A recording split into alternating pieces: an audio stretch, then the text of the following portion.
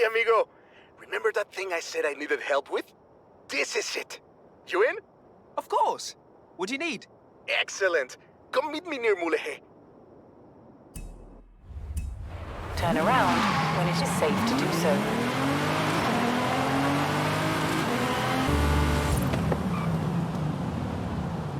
You have arrived at your destination. Hi, Rami. What's the plan? Okay. Hear me out. Beautiful Mexican supercar, beautiful Mexican roads, promoting the Horizon Festival. Do we need promoting? The festival seems to be doing okay. It's Rami's Racing History Month. That's a totally official thing that I didn't just invent for the festival playlist. Yeah, it's my favorite Mexican cultural event hosted by my mate Ramiro Luis Miron. All right. I'll find someone else. That's not what I said. Of course I'll help you. I knew I could rely on you. Let's go!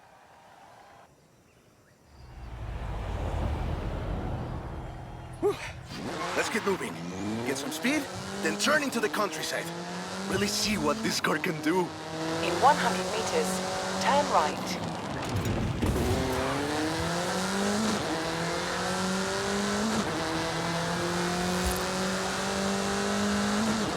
Yeah, great speed! But let's see how you handle some corners. In 400 meters, turn right. You want to tell me about the car, don't you? I thought you'd never ask. So VUL is an abbreviation. It stands for Vehicles of Ultra Lightweight and High Performance. It was started by two brothers, Guillermo and Iker Echeverria. Less sightseeing, more going fast. The VUL 05 is a track-focused supercar, designed and produced in Mexico, but tested and optimized in the UK. I even think I saw one at the festival when I was over there. We're driving the pre-production version of the VUL 05RR, the even more track-focused version. Somehow, the designers reduced the weight by 65 kilos and increased the power to nearly 400 bhp. Then they lowered the engine by 50 millimeters to drop the center of gravity and improve cornering.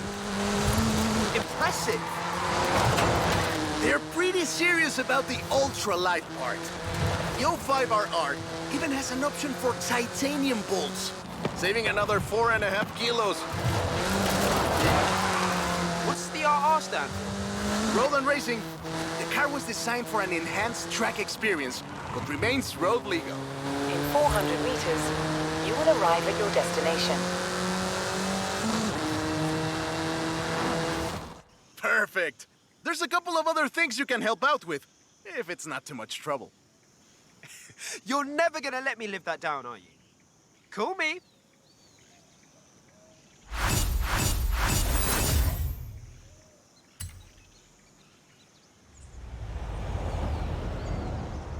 I just got my hands on a piece of Mexican racing history. Wanna see? Of course. On my way.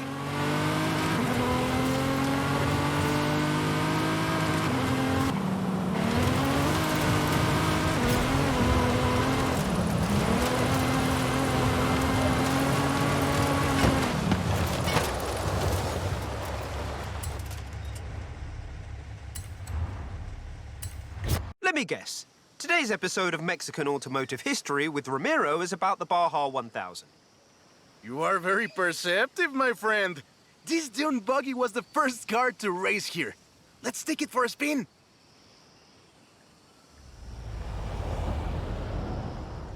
The Baja 1000 is probably the most prestigious race held in Mexico. Do you know how it all started? I assume the Myers Manx has something to do with it. Correct again. The Baja 1000 started as a very elaborate marketing campaign for the car you're driving. But let me start from the beginning. On the 22nd of March, 1962, Dave Eakins and Billy Robertson did the first real Baja run. They went from Tijuana to La Paz in 39 hours, 56 minutes on new Honda CL72 Scrambler motorcycles. So they probably were a bit sore afterwards. They got a lot of media coverage though. A year later, Myers started to work on a prototype buggy he called Old Red in his garage in Newport Beach. It was based on the VW Beetle, and it paved the way for what we know as buggies.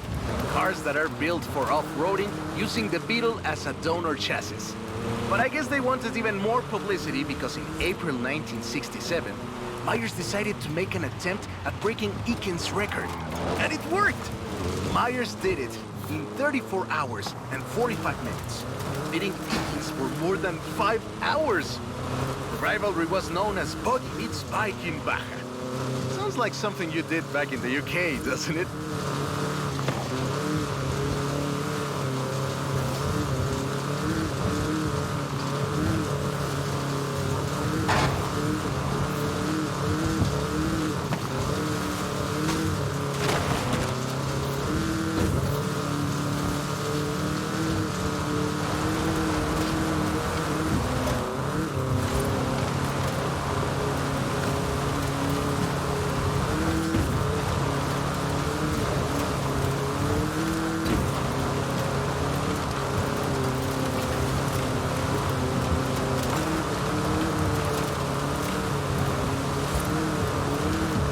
Myers Manx became an overnight sensation as a result, and suddenly they were friendly races all across the Baja. It wasn't long before they realized they needed something more organized. And that was Mexican 1000. Guess who won the inaugural event? Myers Manx? You're on fire today! Yes, in 27 hours and 38 minutes. The official race was 100 miles shorter than the original route, but it's still impressive. The Mexican 1000 was later renamed to the Baja 1000, and is run to this day.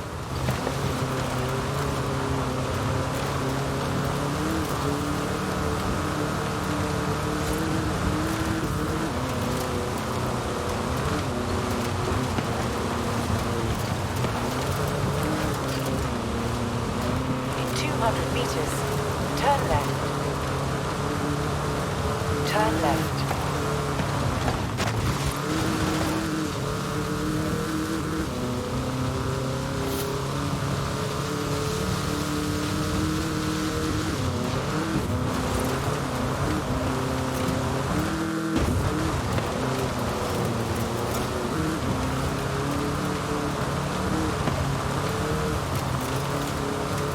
In 100 meters, turn left.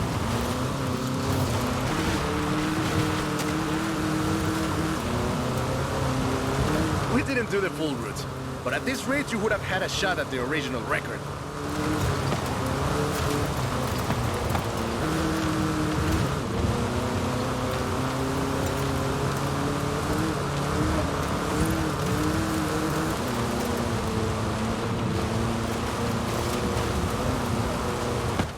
I love that story. My abuela used to tell it to me at least once a year.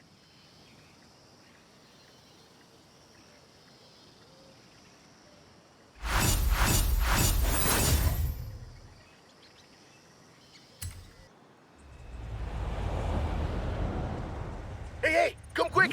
Papa Fernando needs your help! Okay. I'll be right there. Turn left.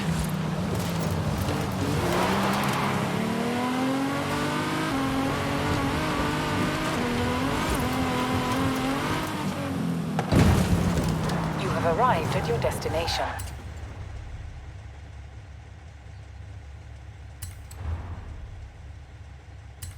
Oh, right. I get it now. To be honest, though, it was me who needed your help, not Papa Fernando. I can't fault that logic. Who are the other racers? You know them. It's the Born Fast crew. They're raring to go.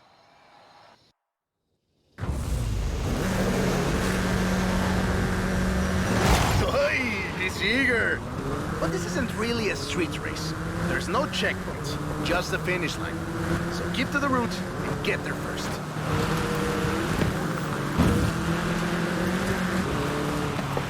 It's hard to overstate the effect that the Beetle had when it arrived in Mexico in 1954. Before that, all we had were these huge American cars.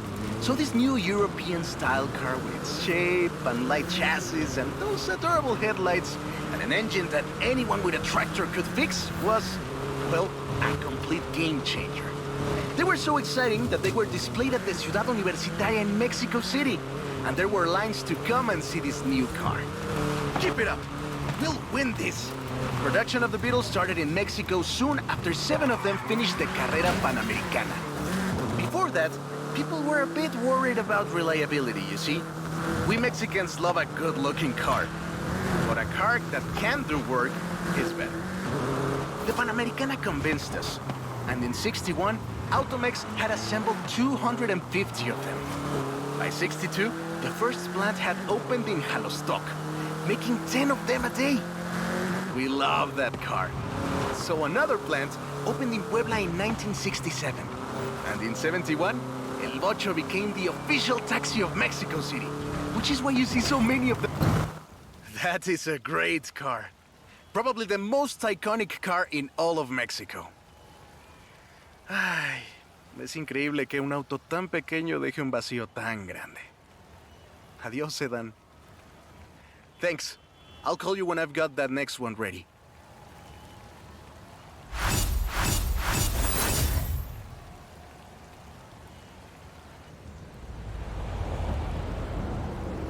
I have a brilliant idea. Another one. What happened to the previous idea? This one is better. Meet me in town. In 400 meters, turn left.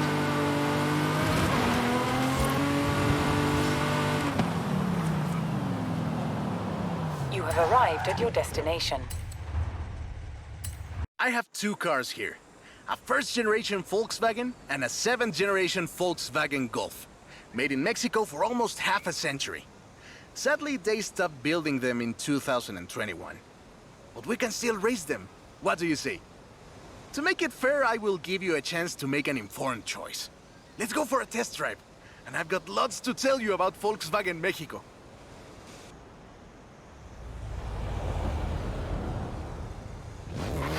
Volkswagen Mexico headquarters are in Puebla City. It started production in 1967 with the famous Beetle. As we call it, the Bocho. VW made multiple attempts at replacing the famous Beetle with newer models, but all of them failed way short of achieving the production figures until the Volkswagen Golf came into play.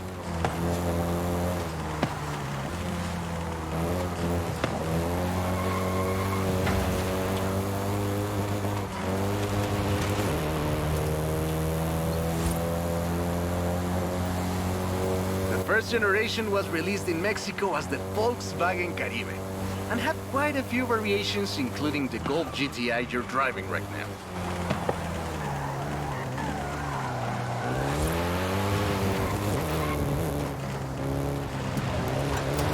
VW engineers, inspired by the Beetle GSR, designed and prototyped the Golf in secret as a Skunk Works project. Little did they know that the Golf GTI would become the hot hatch.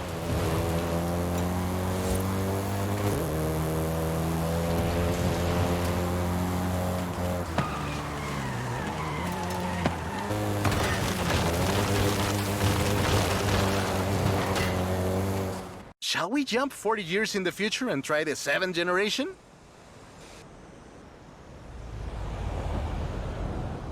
The 7th generation of the Golf first appeared in 2012.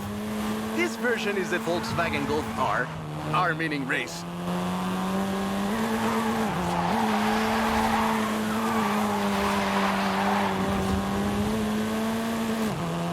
This was the fastest Golf in the range, with a 0 to 60 time of 5.1 seconds.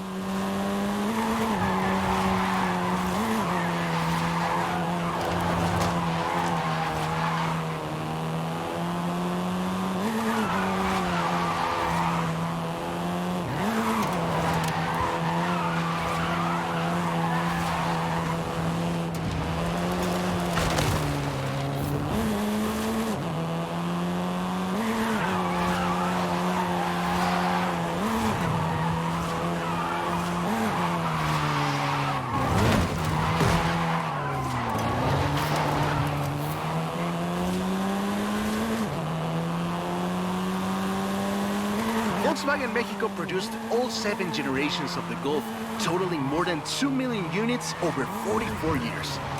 In fact, a lot of Golfs you find in the US were built here.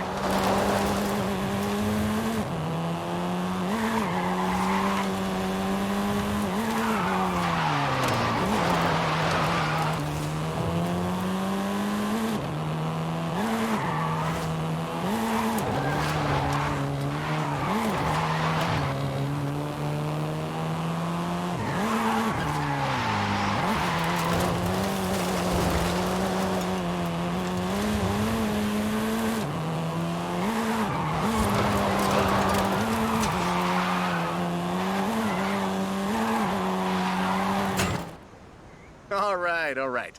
Enough driving around. Let's go head to head, after you've had a chance to rest.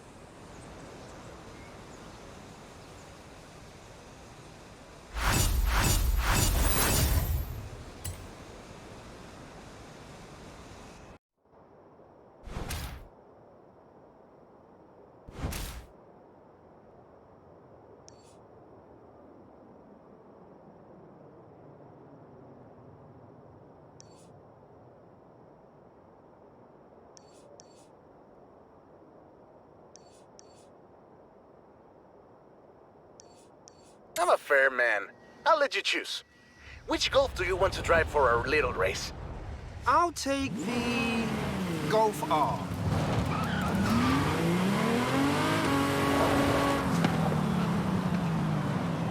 You have arrived at your destination. I hope you know some shortcuts.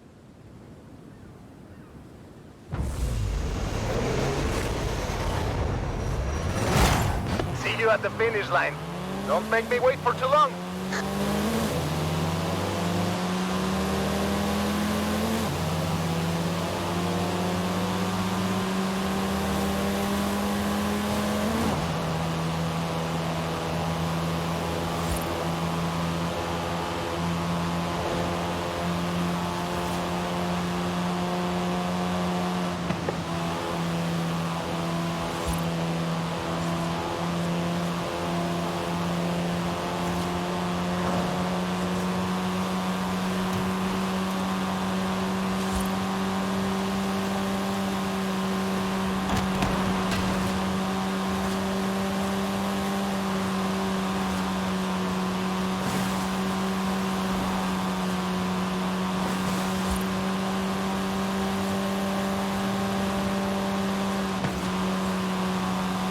Aha, I see what you're doing, but you still can't win.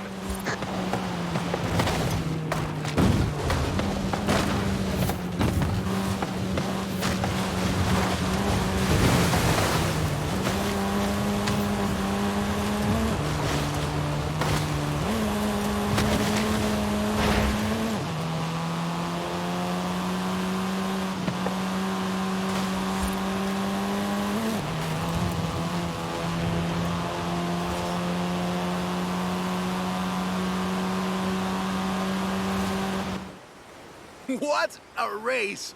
The difference 40 years makes!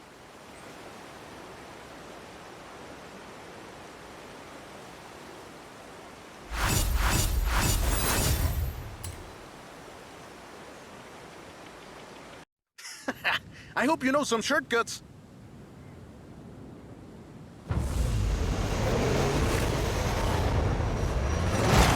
See you at the finish line. Don't make me wait for too long.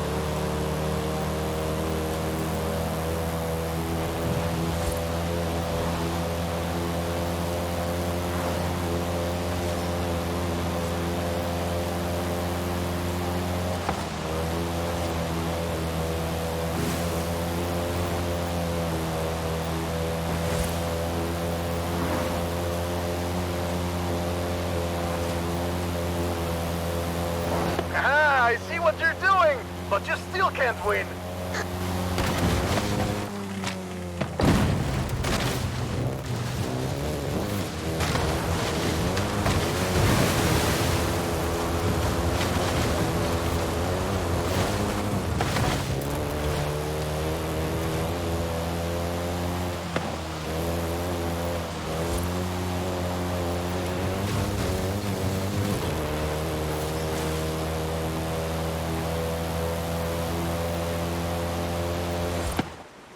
What a race!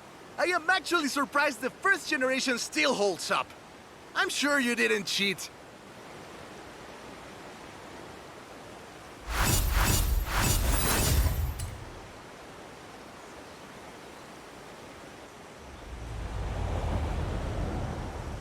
I have a story to tell you, my friend, about the old wolf in the swamp. Are we going to a zoo? A swamp? I'll pick you up.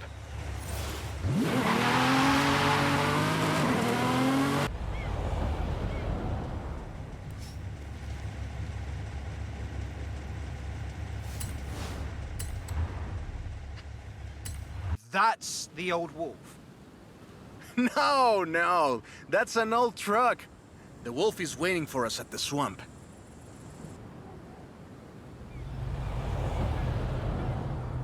Haley asked us to clear some debris, and I've got just the car. But we need to get there first. Of course! Who do you think I am? The driver who destroyed a record-breaking amount of fences. That's fair.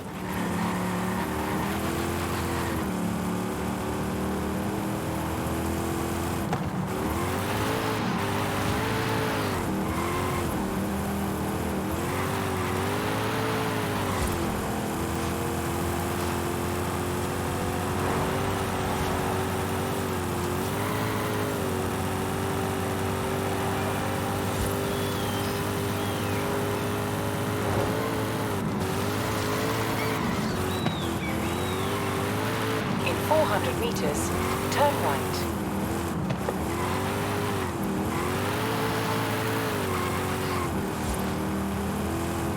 Turn right. Careful there! This car is too old for this kind of driving! In 200 meters, turn right. Turn right. See? Got it here in one piece. And gave me a few heart attacks. You get to explain to Haley why she's paying to repair my granddad's car. And now, let me introduce you to the Ford Lobo. This car is more your style. Now that's a hecking good wolf.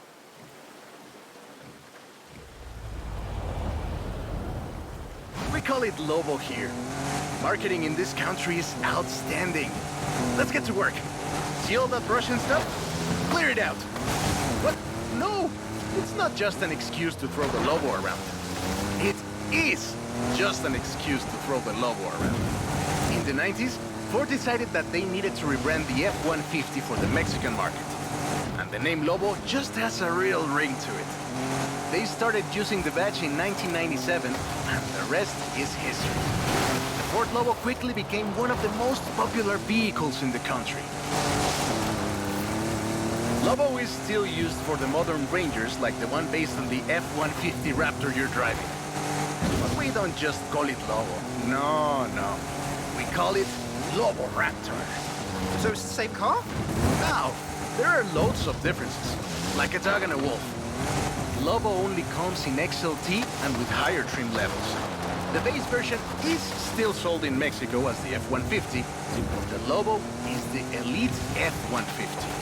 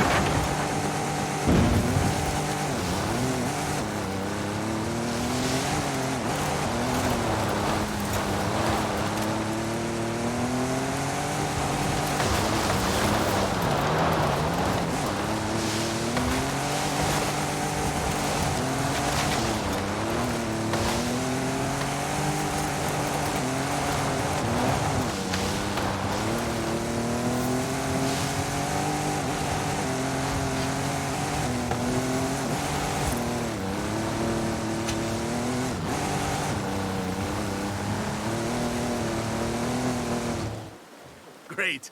Job's done. And the scratches will buff right out. Thanks for the help. Now I just need to get my abuelo's old F100 back to the garage.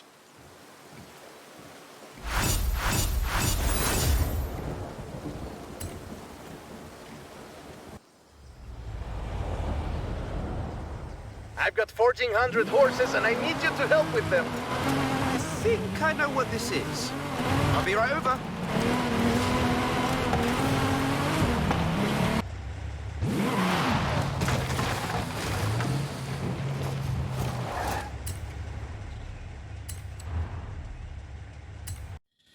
I know you've got one of these, somehow, so you know a little bit about what you're in for. Let's go!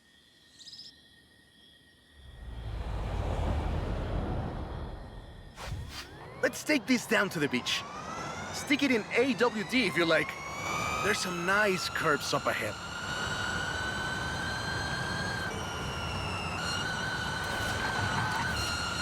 Whoa! How do you make it go around corners like that? I'm really asking. Calm down. I know you like to go fast, but I had a big breakfast. This is 2021's EV of the year. And it was up against things like the Taycan and the e-tron and the Recharge. It set 3 Guinness World Records, and it's inspired by the beautiful original Mach 1. And I'm telling you all of this because the Mach E was built right here in Mexico at Cuautitlán Assembly. Cuautitlán Assembly has been building cars since the 60s. And more than 2.2 million cars later, we're sitting in an actual space machine made here in Mexico. Quite a journey from Cougars and Thunderbirds and F-150s to this. This isn't just a prototype. Cuautitlán Assembly does a range of options for the Mach E. A 68 kilowatt-hour standard and an 88 kilowatt-hour extended range version. It will give you over 300 miles of range on a single charge. The Performance GT version is the really wild one. 0 to 60 in 3.6 seconds. This one is quite a bit faster. Honestly, when I first tried it, I had to go and sit in a quiet room for a bit. And I've flown airplanes in a storm. It's wild tech. You can switch from all-wheel drive to rear-wheel drive at the touch of a button. And when you get into tuning, you can basically tweak every one of the 7 engines individually. It can make 1,400 horsepower and a ton of downforce at 160 miles per hour thanks to the Aero 2. So what you're saying is, not bad for something that weighs more than that F-150 of yours. Yes.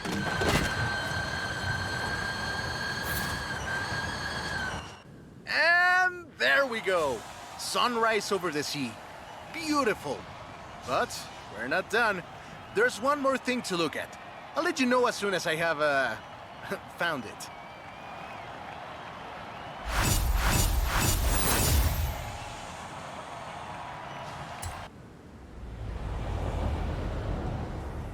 Okay, this one will be epic.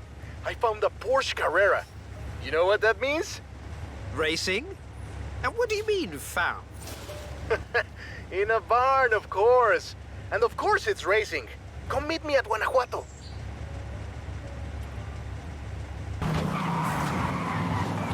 You have arrived at your destination. This beauty got her name from the Carrera Panamericana. The races don't run anymore, but who can blame us if we take it out one more time? Right? Let's see what this car can do.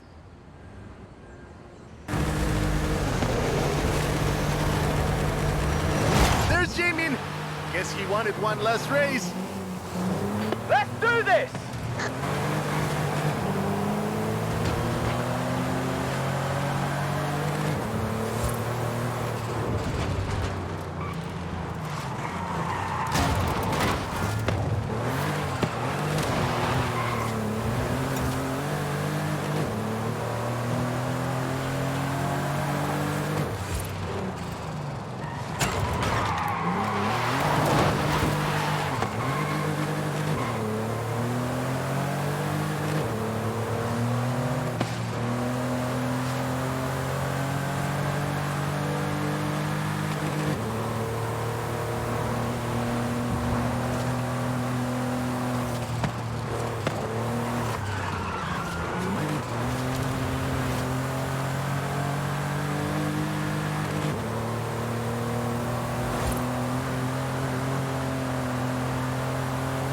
first race had 132 competitors, and everyone turned up. Amateurs to F1 drivers, men, women, professionals, anyone who had a car. Do you know anyone who participated? Aleja thinks Papa Fernando did, but she thinks Papa Fernando did everything. I know we used to go to the races with my grandfather. Ah, qué buenos recuerdos. There was no speed limit before 2012, and you'd see cars doing 180 miles per hour. Not that I'd know anything about that. 2,178 miles of the Pan American Highway run through Mexico. The race itself had 9 stages and lasted 5 days. But the sheer distance wasn't the only challenge. Constant changes in the elevation from sea level to 3 kilometers up. The most challenging road race in the world. The winner of the very first Carrera Panamericana was Herschel McGriff, who drove an Oldsmobile 88 at an average speed of 88 miles per hour. The Porsche Carrera got its name thanks to Hans Hermann, who won the small sports cars category in 1954. He drove the Porsche 550 Spider and came 3rd overall. He was sick before the race, and his tires came off at the start. He really pulled through against the odds. Porsche had 6 cars competing in 1954, and all of them made it through the end. A lot of others didn't, let me tell you. Enjoying yourself, are you? Yeah, I kinda had a feeling you were. 1954 was the last year the original Carrera Panamericana took place. But it gave us the most famous Porsche model, the Carrera you're driving right now. The Carrera RS 2.7 was the first production street racing 911. It was built on the 911 S 2.4, the fastest Porsche you could buy at the time, and a popular choice in the later Carrera Panamericana races. The race was revived in 1988 and ran to 2016, staying true to the original races with high-speed road stages.